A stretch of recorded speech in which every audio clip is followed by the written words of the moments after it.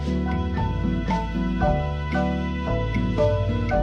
semuanya, selamat sore. Perkenalkan, nama saya Muhammad Adi Sandi dengan NIM 1231407 dari Prodi Teknik Informatika. Pada kesempatan kali ini, saya dan teman-teman saya akan melakukan percobaan hukum Faraday dan hukum Lenz, yaitu menggunakan induksi elektromagnetik dengan alat sederhana yang kami buat. Di sini saya sudah bersama teman-teman saya yang ada di kiri saya. Ya, silakan perkenalan. Nama saya William Prodi IPK. Lalu saya Riko Rudira Putra dengan NIM 1231407 dari Prodi Teknik Informatika. Saya Olga Putri Lasmita di NIM 121140042 dari Prodi Teknik Informatika.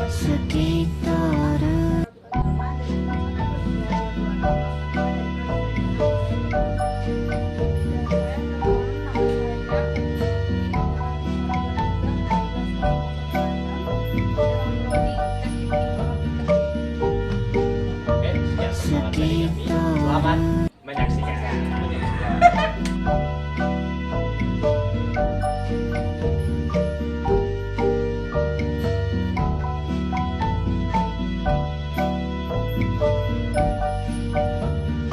Oke, jadi di sini kami sudah membuat alat peraga sederhana untuk memperhatikan bagaimana hukum Faraday dan juga hukum Lenz bekerja. Di sini kami sudah ada tuas ya, tuas putar sederhana yang kami buat dari ini kaset yang kami lapisin terus di double gitu. Terus ini juga ada ini bekas roll untuk benang, kalau kalian tahu benang jahit ya, di tukang jahit banyak. Jadi kami menggunakan alat dan bahan seadanya dan sederhana. Ini juga labu bekas apa ini, Bil? Hias untuk pohon Natal ya. William nggak tahu ngambil di mana. Di sini juga kami sudah ada magnet ya. Kami sini menggunakan magnet bulat yang sudah kami tempelkan di batang yang akan nanti diputar oleh tuas sederhana. Kemudian lilitan yang kami punya di sini menggunakan kawat tembaga yang kecil-kecil, kawat tembaga serabut dengan jumlah per lilitannya itu ada kurang lebih berapa serabut ya, kemarin kalau nggak salah dihitung itu ada kurang lebih 10 serabut dan mendapatkan total 25 lilitan ya. Oke, dari yang kami buat di sini dengan harapan induksi elektromagnetik akan terjadi ketika tuas diputar, magnet berputar, menimbulkan induksi elektromagnetik dari si kawat tembaga yang dililitkan di sekitar magnet tersebut. Harapannya adalah induksi elektromagnetik yang terjadi dan GGL induksi yang terjadi dari hukum Lenz itu dapat menghidupkan si ya lampu yang ada di sini. Ya, kita tidak tahu apakah akan hidup atau enggak, tapi kita coba aja dulu dan semoga berhasil. Ini proses penyambungan kawat tembaga dari lilitan ke konektor lampu, kabel konektor lampu. Rangkaian sudah berhasil terpasang dari si kawat lilitan ya, itu menuju ke si lampu dengan harapan ketika tuas ini diputar ya magnet akan berputar dan lampu akan hidup. Oke, tolong teman-teman bantuannya. Oke, silakan Bapak Tengku putar.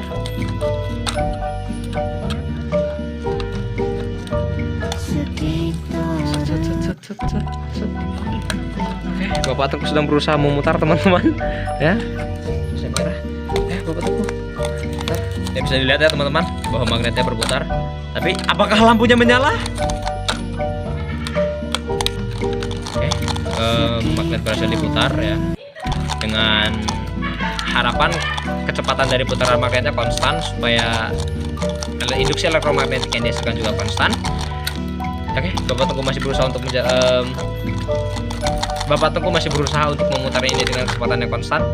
Tapi karena alat peraga kami tidak didesain untuk manusia sepertinya ini ya, jadi mutarnya susah teman-teman.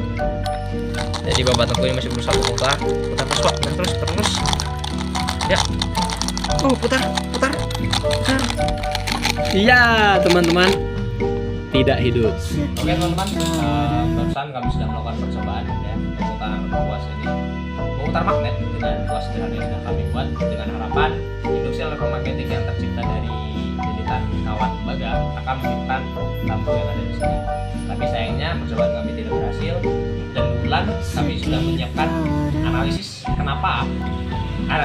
kenapa lampu yang kita siapkan di sini tidak hidup. Analisis pertama, kurangnya jumlah lilitan kawat tembaga.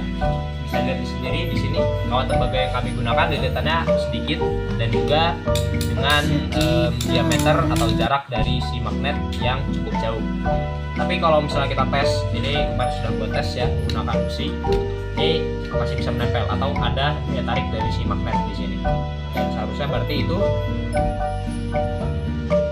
berarti si magnet tetap bisa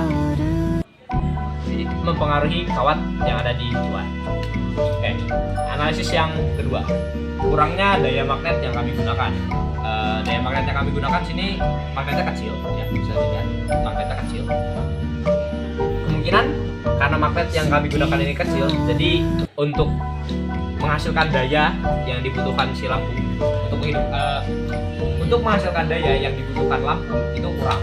Karena apa? Karena induksi elektromagnetik yang dihasilkan dan gaya induksinya itu tidak cukup untuk menerangi untuk menyalakan lampu.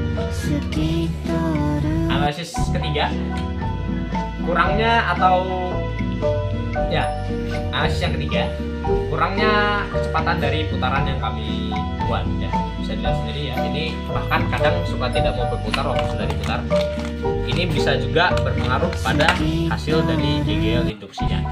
Karena apa? Putaran yang dihasilkan dari si magnet, perubahan gaya gerak lurus induksi dari magnetnya juga itu berpengaruh terhadap kuat atau tidaknya dari induksi elektromagnetik yang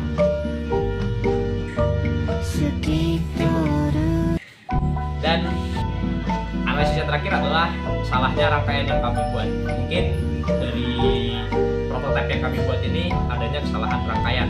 Mungkin bisa jadi nanti di percobaan berikutnya kami akan mengubah arus ini, mungkin akan kami simpan dulu ke suatu wadah, baru kita alirkan ke selampu, tidak langsung dari induksi elektromagnetik ini, dari kawat tembaga yang kita lilitkan itu langsung ke lampu. Tapi dari percobaan-percobaan yang sudah ada beberapa percobaan yang berhasil dan ada beberapa percobaan yang tidak. Dan sayangnya kami di sini belum berhasil. Tapi setelah percobaan teman-teman, tidak selalu percobaan itu harus berhasil. Dan juga mencoba kita tetap berusaha. Ya, udah capek-capek muter tetap gagal nggak apa-apa. Mungkin itu saja penjelasan dari saya. Bapak tuh yang mau ditambahkan? Oh ya, bisa jadi buat lampunya terlalu besar mungkin. Watt lampunya mungkin terlalu besar untuk bisa dihidupkan dari hasil listrik GGL induksi yang ada di sini. Ya, itu juga berarti kembali ke poin 1, 2, dan 3 yang